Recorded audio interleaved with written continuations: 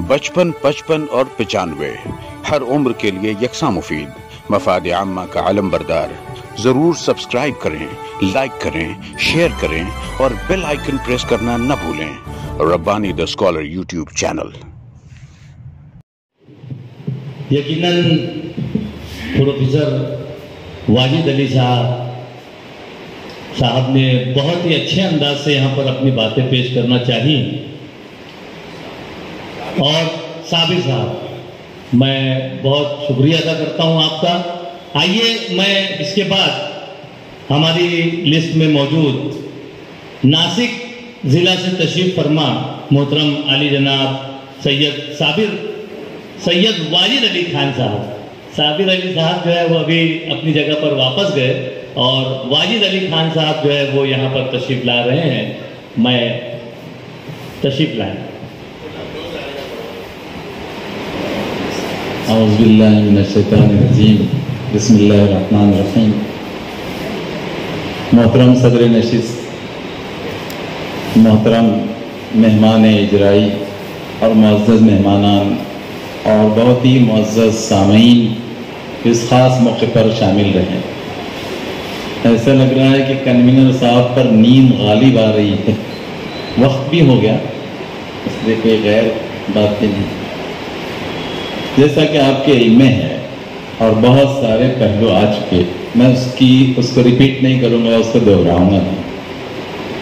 लेकिन मैंने जब इस 150 सफ़हात की किताब का मुताला किया तो मुझे ऐसा महसूस हुआ कि मैं पोर्ट ब्लेयर जो उसकी राजधानी है 200 जजीरों की, तो उस पर लैंड होते ही मैं जो है उसके सफ़र में चला गया और बस पूरा सफ़र करके ही मैं उसमें से निकला। तो मैंने अपने आप को बिल्कुल उन 200 जजीरों की सैर करते हुए पाया।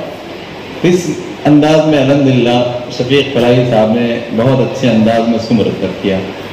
इसीलिए मेरे दिल से आवाज़ निकली, मैंने कहा कि उर्दू में आप इसको शाये कर रहे हैं, ये भी बड़ी खिदमत है और उर्दू दाद तबके के लिए इसकी ज़रूरत थी।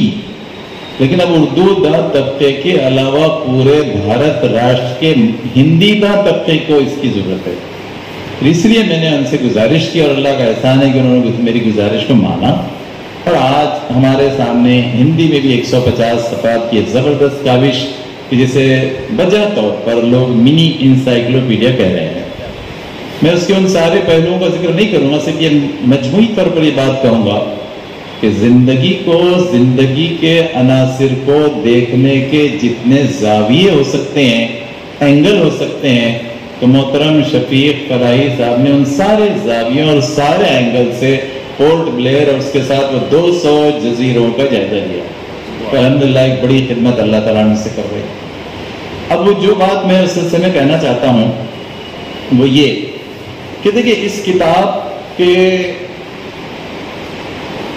तज्ज़िया करते वक्त मैंने एक और अहम बात कही, क्योंकि इसमें मेरा भी 28 पेज पर जो मैंने अपना पूरा एक वो दिया है, इस पर अपना तज्ज़िया, मैंने एक बहुत अहम बात कही थी, वो आपको याद दिलाना चाहता हूँ कि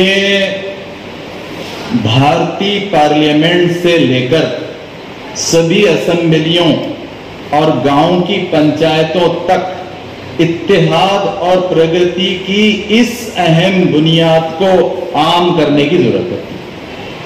क्योंकि जो बुनियाद अंडमान निकोबार में है, इत्तेहाद की भी, अमन की भी, तरक्की की भी, तो उसको पूरे भारत में आम करने की जरूरत है। तो इस किताब ने ये भी सबक दिया और इस किताब से ये भी सबक लेना चाहिए। फिर एक अहम बात मैंने ये देखी कि ये जो जज़ायर है, इनकी आबादी है 4.5 लाख, 4.5 लाख। तो मैंने ये भी तज्ज़िया किया कि ये 4.5 लाख अवाम कि जिसमें मुसलमान हैं, बंगाली हैं, केरलाइट्स हैं और मद्रासी हैं, ये बड़ी तादाद में है, बाकी कम तादाद में मुख्तलिफ तरह के लोग हैं।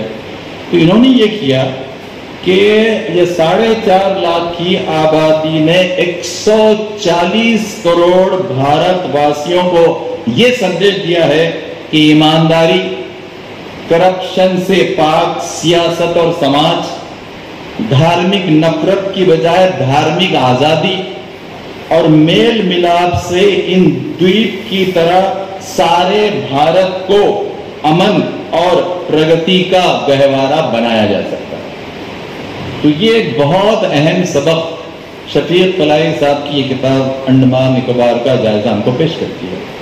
اس کے پس منظر میں اب جو باتیں آخری حصے میں آپ کے سامنے پیش کرنا چاہتا ہوں وہ یہ کہ دیکھیے ایک بڑی سچائی کو ہم کو لے کر پہنچانا ہے۔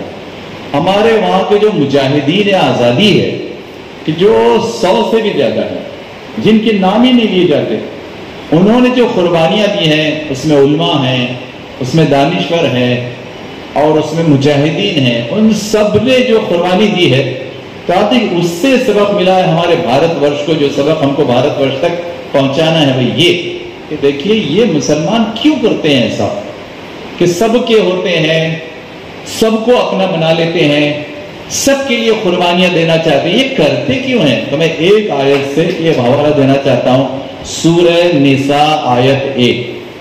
اس میں اللہ تعالیٰ نے بہت واضح طور پر یہ سندیش ساری مانو ذاتی کو دیا ہے اور 1400 ورشوں سے دیا ہے اور اور قیامت تک کے لیے سندیش ہے کہ اللہ تعالیٰ نے آدیش دیا کہ یا ایھا الناس اتقوا ربکم الذی خلقکم من نفس واحدہ وخلق منها زوجها وبث منهما رجالا كثيرا ونساء واتقوا الله الذي تساءلون به والارحام ان اللہ کان علیکم رقیبا۔ یہ ایک بہت بڑا سندیش ہے کہ جو 140 کروڑ بھارت واسیوں کو ہم کو دینا ہے اس موقع پر کہ دیکھیے ہم سب کا نرماتا اللہ ایشور گاڈ سب کو آدیش دے رہا ہے کہ اے انسانوں، ہے مانو ذاتی، تم سب کو میں اسپشٹ روپ سے آدیش کر رہا ہوں کہ تم سب پتھے پالو۔ تقویٰ کے لیے سب سے اچھا شبد ہے پتھے پالو، پتھے پالنا، پرہیزگاری اختیار کرنا۔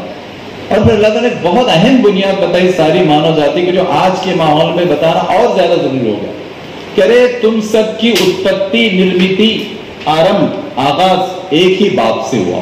تم سب کے پہلے پتا جی، سب کے باپ، سب کے پہلے فادر آدم، اردو میں، انگلش میں ایڈم، اور بھوشیہ پران اور بھاگوت پران میں آدم۔ تو وہ ہمارے پہلے باپ اور ہماری پہلی ماں ہوا، عربی اردو میں ایو، انگلش میں، اور بھوشیہ پران اور بھاگوت پران میں حویہ۔ تو یہ ہمارے پہلے پتا، پہلے ماتا پوری سرشٹی میں۔ تو ان کے حوالے سے اللہ تعالیٰ آگے ارشاد فرمایا کہ دیکھو تم ایک ماں باپ سے پیدا ہوئے تو آپس میں بھائی بہن ہو۔ تو کیا دویپ سموہ اور کیا پورا بھارت ورش اور کیا 223 دیش سب میں بھائی بہن بن کر ہی رہو اور بھائی بہن کے ناطے سے ایک دوسرے سے محبت اور ایک دوسرے کی سیوا کرو۔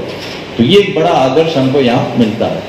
پھر اس کے بعد اللہ تعالیٰ نے آگے آدیش دیا اس میں، اس پنکتی میں، اس اووی میں، اللہ تعالیٰ نے فرمایا کہ دیکھو تمہارا جو ناتا ہے ایک ماتا پتا کی وجہ سے، اور انہی سے پھر ہم نے بہت سارے پرش اور بہت ساری مہیلائیں پورے وشو میں پھیلا دیے ہیں جو اس وقت 223 دیشوں میں 804 کوٹی کی سنکھیا میں موجود ہے۔ اب ان کی کیا ذمہ داری ہے؟ تو اللہ تعالیٰ فرماتا ہے وَاتَّقُوا اللَّهَ الَّذِي تَسَاءَلُونَ بِهِ وَالْأَرْحَامَ کہ دو کام ہونا چاہیے کہ تقویٰ، پتھے پالنے کا تو کام کرو ہی کرو، فیئر آف گاڈ وہ تو کرو ہی کرو، اور اس کے ساتھ والارحام کہ تمہارے جو رحم کے رشتے ہیں، رشتے ناتے ہیں، تو وہ سب کی جو جپونک ہونا چاہیے، اس سب کا جو سنوردھن ہونا چاہیے، اس کی جو حفاظت ہونا چاہیے، اس کو جو کنزرو کرنا چاہیے، تو اس پر بھی تم کو بہت گہرائی سے دھیان دینا چاہیے۔ تو یہ بھی ایک بہت اہم بات اللہ تعالیٰ نے ارشاد فرمائی۔ پھر اللہ تعالیٰ نے یہ بھی آخر میں ارشاد فرمایا کہ دیکھو چاہے تم انڈمان نکوبار دویپ سموہ کے ہو یا پورے بھارت ورش کے ہو یا 223 دیشوں کو، اس بات کو کداپی اپنی نگاہوں سے دور مت ہونے دو کہ دیکھو ان اللہ کان علیکم رقیبا، معاملہ تمہارا اللہ رقیب سے ہے۔ اللہ رقیب جو اتنا گہرا ہے، اتنی گہرائی سے نگرانی کرتا ہے کہ رقب گردن اس کے ہاتھوں میں ہے، ہر ایک کی گردن اس کے ہاتھ میں، ایسا رقیب ہے وہ۔ تو جس کے ہاتھوں میں ہماری گردن ہے، 804 کروڑ کی گردن ہے، تو ان کو کتنا پالنتا سے کام، آجنا پالنتا سے کام لینا پڑے گا، تو یہ بات لینی چاہیے۔ اس کے بعد دیکھیے آج تک کا اور 10 سال سے پہلے تک کا بڑے پیمانے پر سلامتی والا بھارت جو تھا، بلکہ ہم تو یہ کہنا چاہیے 75 سال پہلے سے بھی اور 75 سال کے بعد کا ایک اچھا سا آپ کو تجزیہ کرنا چاہیے کہ 75 سال پہلے تک کتنا سلامتی والا بھارت تھا، 75 سال کے بعد یہ ایسا کیوں ہو رہا ہے، 9 سال میں ایسا کیوں بڑھ جا رہا ہے، کون سے ایسی شکتیاں، کون سی ایسی پروتیاں ہیں کہ جو ہماری امن کو، سلامتی کو، پیس کو نقصان پہنچا رہی ہے، اس کا بھی گہرا ادھین کرنے کی ضرورت ہے۔ اور پھر یہ بھی دیکھنے کی ضرورت ہے کہ وہ جو ہمارے شہداء ہے، شہید ہے، آہوتی اور بلیدان دینے والے لوگ ہیں، تو انہوں نے ایک ایسے آدرش بھارت کے نرمان کے لیے سب کیا تھا، تو ویسے آدرش سلامتی والے، پیس اور امن والے بھارت کے لیے آج ہم کیوں نہ قربانی دیں، ہم کو آگے بڑھ کر قربانی دینا پڑے گا۔ اور انت میں یہ بات میں کہنا چاہتا ہوں کہ دیکھیے ہماری مثال ایسی ہونا چاہیے کہ بھارت ورش کے 140 کوٹی بہن بھائی، تو ان کے پرتی ہم کو کیسے بھارت کو نرمان کرنا ہے۔ تو میں ایک بات کہنا چاہتا ہوں کہ دیکھیے شہد کے چھتے کو آپ نے دیکھا ہوگا، اس کے 6 بازو ہوتے ہیں، اور 6 بازوؤں سے ہم کو وہ ایسی ہنی، شہد اور مدھ دیتا ہے کہ جس میں مٹھاس ہی مٹھاس ہوتی ہے۔ تو بھارت ورش کے 140 کوٹی بھائی بہنوں کو جو شہد کی مٹھاس والا جیون ملنا چاہیے، تو اس کے جو 6 بازو ہے وہ ایک اس طرح سے ہے کہ پہلا ہے کہ ہر ایک کو غذا، ان، فوڈ ملنا چاہیے، یہ ہمارا پرکلپ ہونا چاہیے، یہ نشچے ہونا چاہیے۔ دوسری بات، سب کو لباس، وسر، کلوتنگ ملنا چاہیے۔ تیسری بات، سب کو مکان، نوارا، ہوم ملنا چاہیے۔ چوتھی بات، سب کو تعلیم، شکشن، ایجوکیشن ملنا چاہیے 140 کوٹی بہن بھائیوں کو۔ پانچویں بات، سب کو صحت، آروگیہ، ہیلتھ ملنی چاہیے اچھے سے۔ اور چھٹی بات، سب کو سلامتی، سلوکھا، پیس ملنا چاہیے۔ یہ ہم سب کے اللہ، ہم سب کے ایشور، ہم سب کے گاڈ کا فرمان، اور اسی لیے ہم نے وہاں بھی قربانیاں دی تھی، اور جیلوں میں، جیل میں تھے، اس جیل میں، اور ہر جگہ قربانیاں دی، اور ہزاروں کی تعداد میں علماء نے، مجاہدین نے، مسلمانوں نے قربانیاں دی، اور بھی ہمارے کئی بہوجن سماج کے بھائیوں نے، بہنوں نے قربانیاں دی، بلیدان دیا، آہوتی دی۔ تو اب یہ سماج کو، ویسے سماج کو آگے بڑھانے کی ذمہ داری ہماری ہے۔ تو پھر اب ہم کیا کریں؟ ہم کو شہادت دینی ہوگی، شہادت وٹنس بننا پڑے گا، وٹنس زبان سے بھی بننا پڑے گا، وٹنس شہادت دینے والا عمل سے بھی بننا پڑے گا، اور اگر ضرورت پڑ جائے تو ہمارے 140 کروڑ بھائی بہنوں کے لیے ہم کو جان کی قربانی بھی دینی پڑے گی، اور ہم کو اس کے لیے تیار رہنا پڑے گا۔ تو ایسے بلیدان اور ایسے آہوتی کا نشچے کر کے ہم کو چلنا چاہیے۔ اور آخر میں جو بات میں کہنا چاہتا ہوں وہ یہ کہ دیکھیے کتاب آج کے سماج کی بہت زیادہ ضرورت ہے، یہ کتاب بھی بہت اہم ہے، لیکن ہم یہ کتاب کے اجرا کے ساتھ سماج کو یہ سندیش بھی دینا چاہتے ہیں کہ کمپیوٹر، موبائل اور لیپ ٹاپ، اس پر بہت کنٹرول کرنا پڑے گا، کیونکہ اس کی جو براؤزنگ ہے وہ ہماری آنکھوں کو بھی تباہ کر رہی ہے، اور ہماری صلاحیتوں کو تباہ کر رہی ہے، ہمارے ٹیلنٹس کو تباہ کر رہی ہے، اور وہ جو زیل ہوتی ہے، وہ جو ایک کوشش ہوتی ہے چیزوں کو پڑھ کر سمجھنے اور اس کو ریزالو کرنے کی، تو موبائل سے، کمپیوٹر سے، ٹی وی سے وہ اس پیمانے پر نہیں ہوتی جتنی پڑھنے سے ہوتی ہے۔